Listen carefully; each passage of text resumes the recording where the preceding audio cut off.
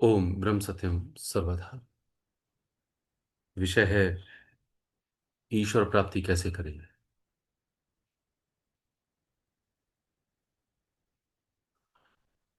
ये विषय ग्रंथ श्री समता विलास से ईश्वर भक्ति की प्राप्ति दूसरा अनुभव से लिया गया है।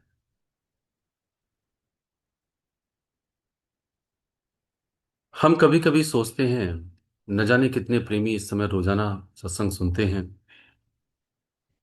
समझते हैं, ईश्वरीय मार्ग पर चलते भी हैं।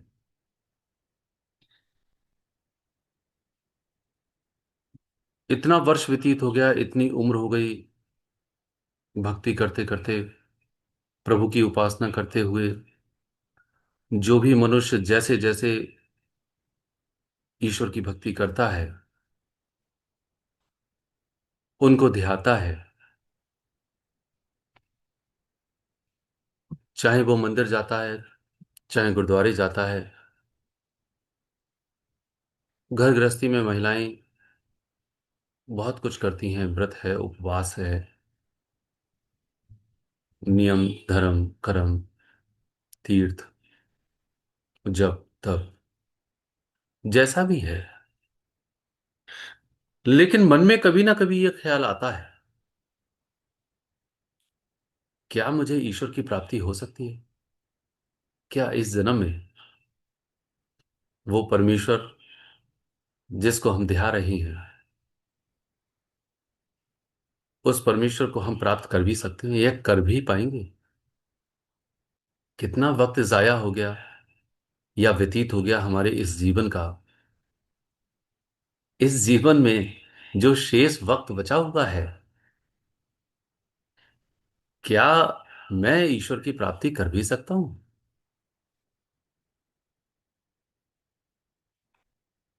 तो शास्त्र हमारा मार्गदर्शन करते हैं कि क्या हम ईश्वर तक पहुंच सकते हैं या नहीं, और यदि पहुंच सकते हैं तो कैसे पहुंच सकते हैं। शायद जो लंबा रास्ता है, उस लंबे रास्ते के लिए कहीं हम अतिशीघ्र तय करें।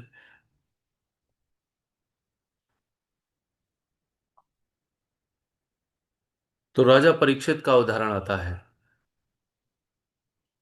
राजा परीक्षित कहते हैं,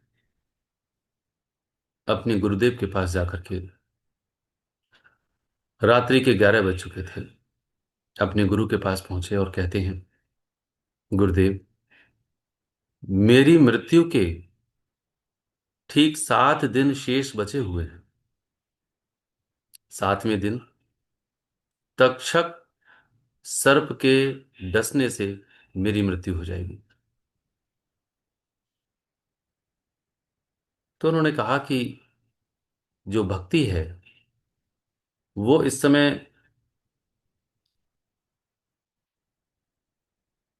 एक महर्षि हैं, उनसे भागवत सुनो,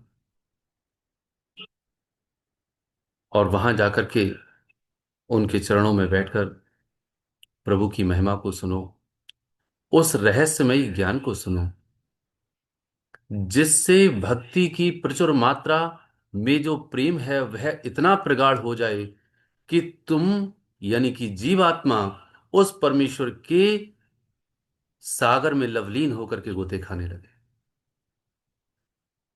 क्योंकि भक्ति ही एक ऐसा रास्ता है जिससे सही मायने में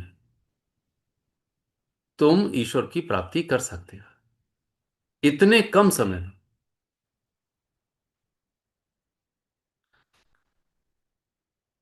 तो राजा परीक्षित अपने गुरु के पास पहुंचे।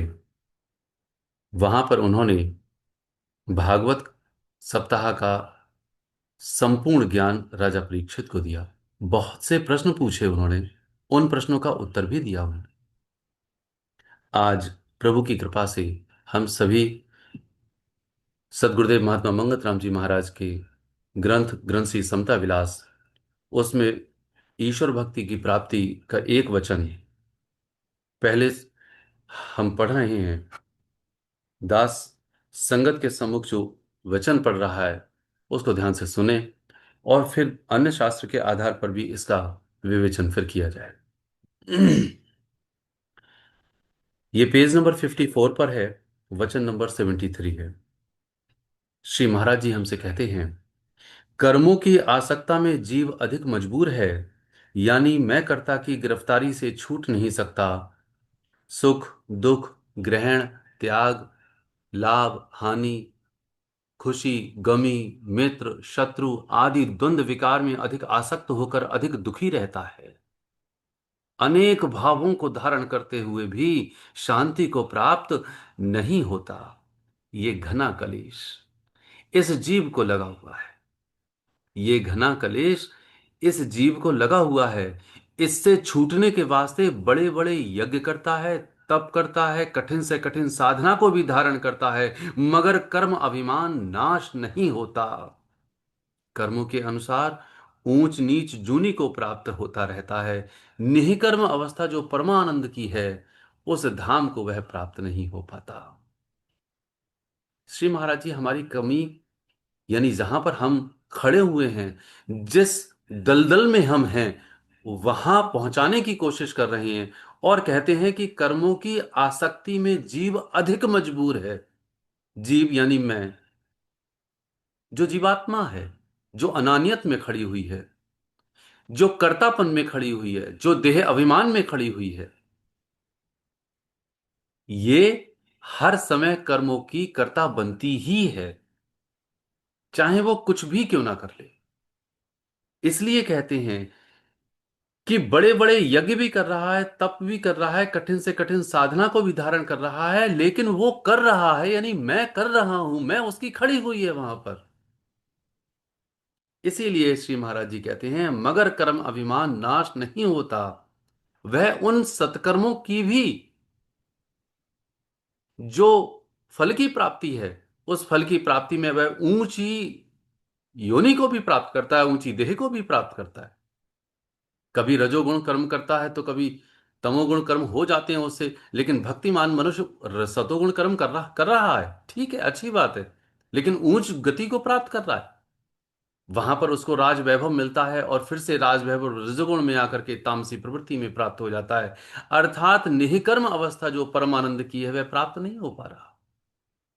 क्यों नहीं हो रहा है? क्योंकि जो कर्म का करता है, वह स्वयं को मानता ही है, चाहे वो कुछ भी क्यों ना करे।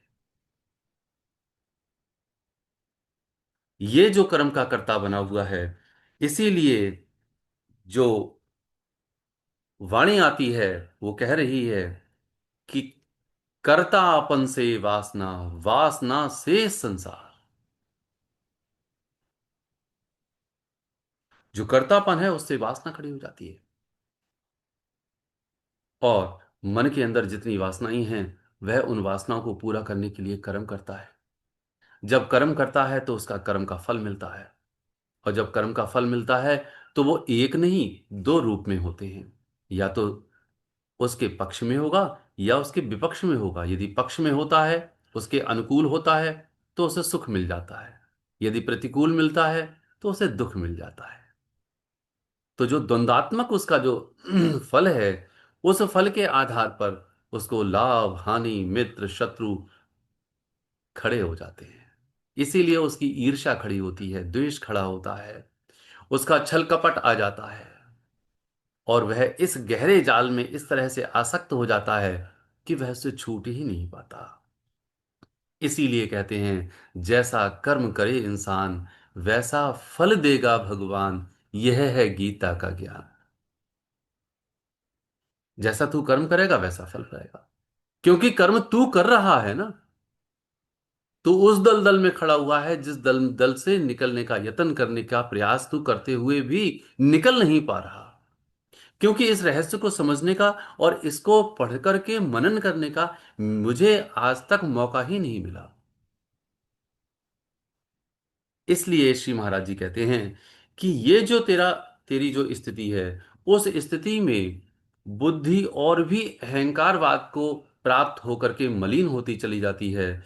क्योंकि जैसे ही उसने अपने आप को कर्ता समझा, वैसे ही वो जो देह है, जो पांच विकार हैं, उन पांच विकारों से काम, क्रोध, मोह, लोभ और अहंकार आकर के तेरे खड़े हो जाते हैं।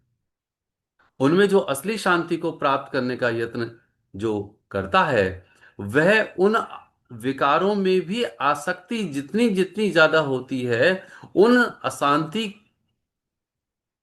के जो फल है, यानी अशांति का जो फल है, वो घोर अशांति उसको प्राप्त होती है। श्री महाराज जी विश्व शांति संदेश में एक वचन, वचन नंबर 8 में इसका वर्णन करते हैं। वो भी हमको सुनने की बात है। क्योंकि बुद्धि अहंकारवाद को धारण करके पांच तत्विक शरीर से ये जड़वाद में हो जाती है। इसका सार है, दास संगत के सम्मुख रखने की कोशिश कर रहा है। तो जितनी जितनी इन विकारों में वह आसक्त होती जाती है, उतनी ही अधिक और मलिनताई को प्राप्त होती है। कौन? ये बुद्धि, यानी मैं, यानी जीव। एक लम्हा भर भी निर्भय नहीं हो सकती, एक क्षण भी के लिए भी। क्योंकि यत्न तो हम कर रहे हैं। अच्छा, विचार करने की बात है। यदि किसी ने दलदल देखा हो, कल्पना करके देखें, उस दलदल में मैं फंसा हुआ हूं। उस दलदल में क्या होता है कि हम जितने भी हाथ पैर मारते हैं, दलदल के अंदर और घुसते चले जाते हैं। जितने जितने हाथ पैर मारते हैं, दलदल के अंदर हम और भी ज्यादा घुसते चले जाते हैं। तो रास्ता क्या है? तो इसका रास्ता है क्या? तो अब रास्ते की ओर अगर हम चलें, तो हमको यह समझ में आएगा कि सही मायने में वो जो दलदल है, उस दलदल से निकलने के लिए मुझे कोई ना कोई एक सहारे की जरूरत होगी। डूबते हुए को तिनके का सहारा होता है।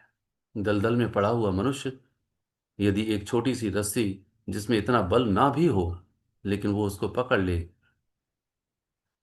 तो धीरे धीरे से उस रस्सी के सहारे वो ऊपर आ सकता है। वो जो रस्सी है, वो जो तिनका है, वह क्या है? तब श्री महाराज जी के वचन के ही का ही आसरा लेकर के हम आगे बढ़ने की कोशिश करते हैं। वो जो दलदल है, वो जो घोर जाल है, उसको ईश्वर भक्ति की प्राप्ति में पेज नंबर 55 पर, 55 पर 74वें वचन में श्री महाराज जी हम सबको समझाते हैं कि इस घोर जाल से छूटने के वास्ते सिर्फ यह ही सहज उपाय है कि ईश्वर को कर्ता हर्ता जानना, निश्चय करके सत्सिमरण धारण करना, हर घड़ी हर लम्हा में कर्मों का होना और ना होना सब ईश्वर की आज्ञा में देखना, मन की वृत्तियों को एकाग्र करके अपने अंतर्विके सत्स्वरूप का ध्यान करना। जिस वक्त ऐसा अभ्यास परिपक्व हो जाता है, उस वक्त बुद्धि सत्स्वरूप को अंतर्विके अनुभव कर लेती है। तो घोर जाल से छूटने का उपाय श्री महाराज जी कहते हैं कि ईश्वर को कर्ता हर्ता मान लो। तू कर्ता, तू हर्ता, सर्व तेरी आज्ञा। निश्चय क्या है? निश्चय है कि सत सिमरण को धारण करना। और सत्सिमरन को कैसे धारण किया जाए?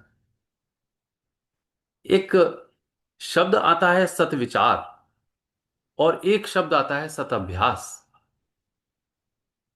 तो ये सत विचार क्या है? यदि पूरी सृष्टि में कोई सत्विचार है, तो वह यह है कि इस देह को नाश स्वरूप देखना।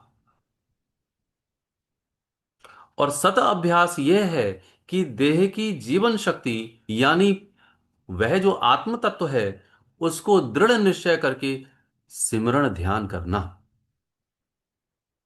यानी कि जो मेरा सत्विचार है, वह भी निरंतर चलना चाहिए, और जो मेरा सत अभ्यास है, वह भी निरंतर चलना चाहिए। तो जैसे जैसे इस देह को मैं नाशवान देखूंगा और समझने का यत्न करूंगा, यह सत विचार मेरे अंदर दृढ़ होता चला जाएगा। और इसकी दृढ़ता से होगा क्या? इसकी दृढ़ता से यह होगा कि मेरे लिए हर पल हर क्षण यह लगेगा कि ये जो मेरी देह है, ये पता नहीं कब चली जाए। परमपिता परमेश्वर को प्राप्त करने के वास्ते ये जो उपकरण, देह यानी चोला, मानुष का जो मुझे प्राप्त हुआ है, यानी मुझे, यानी जीव को प्राप्त हुआ है, इसलिए इस चोले के रहते हुए ही ईश्वर की प्राप्ति कर ले। तो विषय था ईश्वर प्राप्ति कैसे। तो दो दो बिंदु आए कि जो मेरा सत्विचार है वह विचार करते हुए चलना ही होगा कि यह देह नाशवान है, पता नहीं कब छिन जाए। राजा परीक्षित का उदाहरण दास ने दिया। उनको पता था कि 7 दिनों के पश्चात यह देह जाएगी। हमारी और आपकी तो पता भी नहीं कि किस क्षण चली जाए। 7 दिन के भय से राजा परीक्षित के अंदर भाव प्रकट हुआ। उस भाव से आत्मिक उन्नति अर्थात अपने जीवन की उन्नति प्रकट हुई। उस उन्नति से भक्ति प्रकट हुई और भक्ति धारण करके ईश्वर की प्राप्ति की है उन्होंने। ठीक उसी तरीके से यह मेरा जो सत विचार है वह दृढ़ जब तक नहीं होगा तब तक सत अभ्यास में मेरा मन नहीं लगेगा। ध्यान रखना, पूरी सृष्टि में कोई चक्र इसको बदलने वाला है ही नहीं।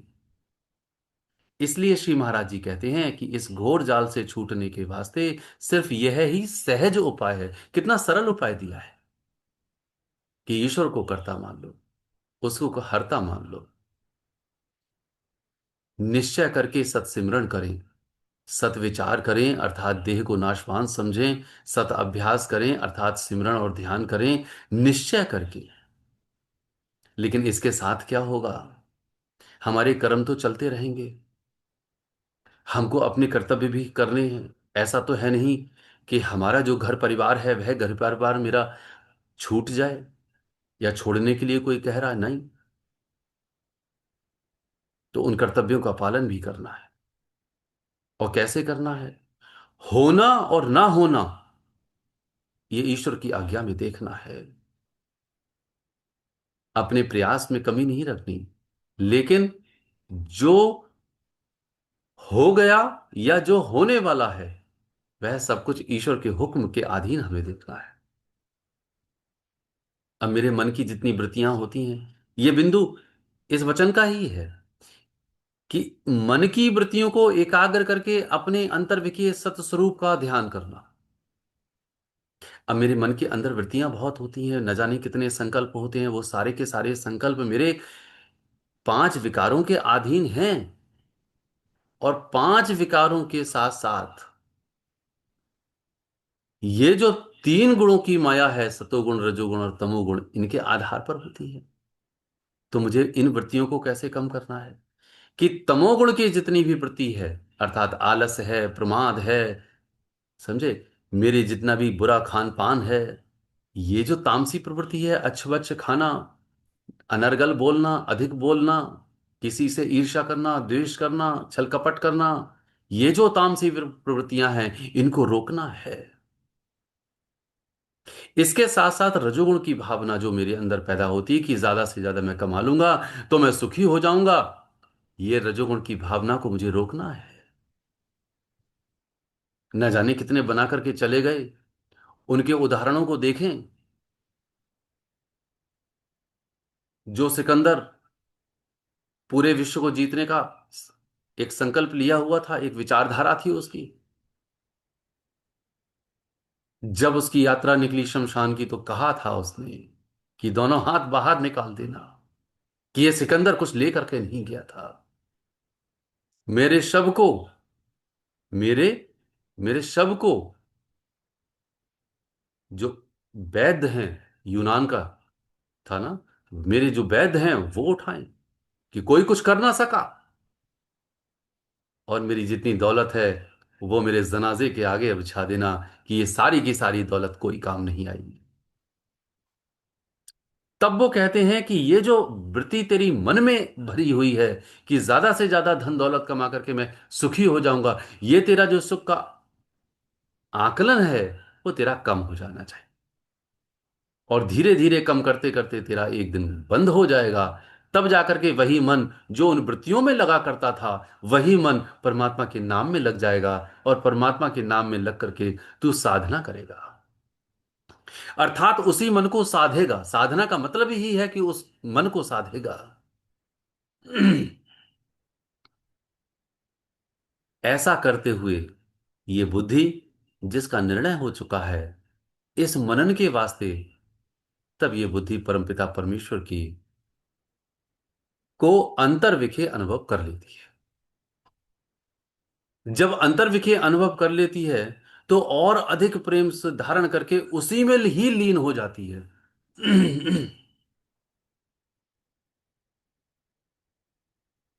नरेंद्र को जब पहली बार आभास हुआ तो उसमें ही लीन होने का यत्न किया था।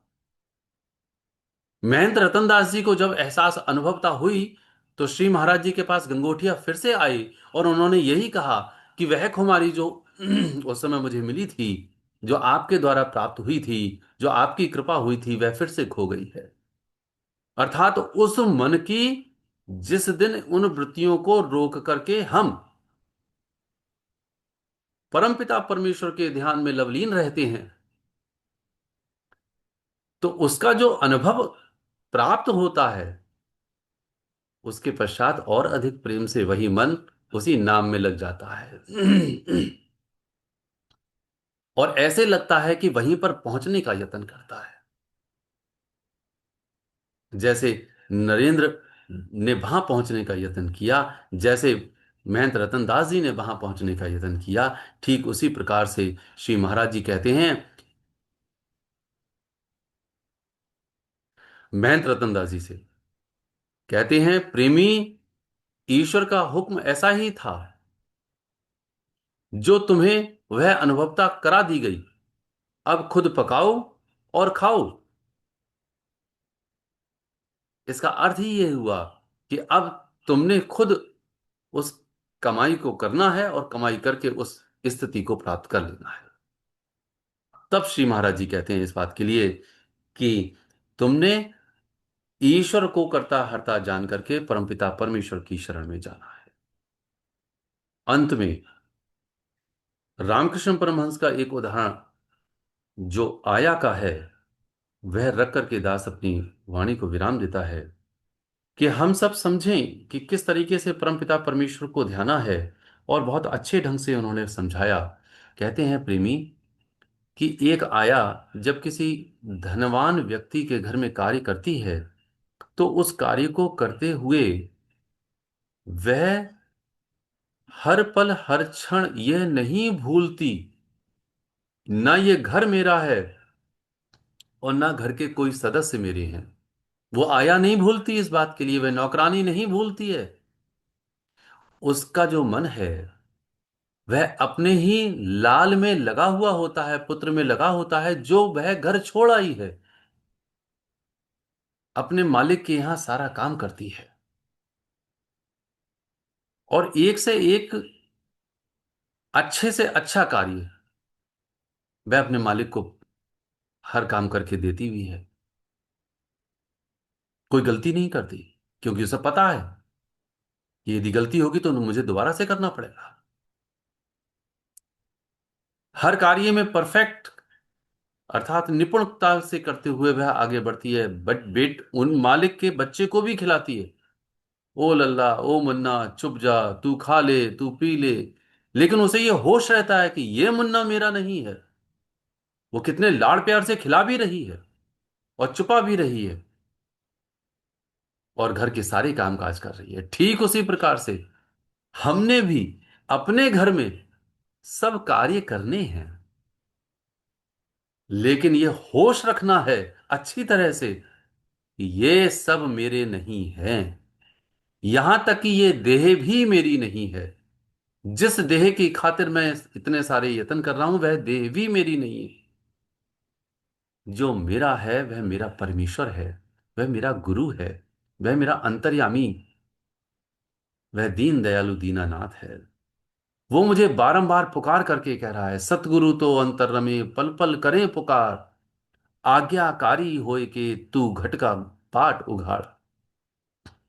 वो अंदर अंतर्यामी परमेश्वर बार बार पुकार करके कह रहा है, मेरा परमेश्वर कह रहा है कि तू आज्ञाओं का पालन कर और अपने ही घट के पाट को अर्थात उस किवाड़ को खोल ले और तू परमानंद स्थिति में तू जाकर के लीन हो जा।